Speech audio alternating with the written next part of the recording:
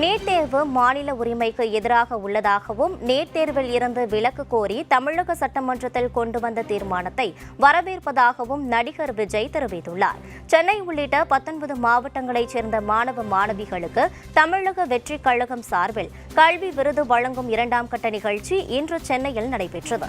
இந்த நிகழ்ச்சியில் நடிகரும் தமிழக வெற்றிக் கழகத்தின் தலைவருமான விஜய் கலந்து கொண்டு மாணவ மாணவிகளுக்கு ஊக்கத்தொகை வழங்கினார். பின்னர் அவர்களிடையே உரையாற்றிய விஜய், நீட் தேர்வால் தமிழக கிராமத்தில் உள்ள ஏழை மாணவர்கள், தாழ்த்தப்பட்ட பிற்படுத்தப்பட்ட மாணவர்கள் பாதிக்கப்படுகிறார்கள் என்பது சத்தியமான உண்மை என்றும் நீட் மாநில உரிமைக்கு எதிராக இருப்பதாகவும் தெரிவித்தார். நீட் தேர்வில் ஏற்பட்டுள்ள குளறுபடிகளால் இத்தேர்வின் மீதான நம்பகத்தன்மை மக்கள் மத்தியில் எழுந்துவிட்டது என அவர் தெரிவித்தார்.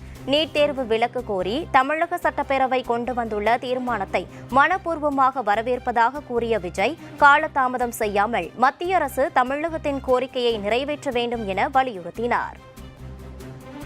இந்த நீட் இந்த மாநில உரிமைகளுக்கு எதிரானதா இருக்கு. நீங்க 1975க்கு முன்னாலே பாத்தீங்கன்னா இந்த கல்வி மாநில பட்டியல தான் இருந்துச்சு. உங்க எல்லாருக்குமே தெரிஞ்ச ஒரு விஷயம்தான்.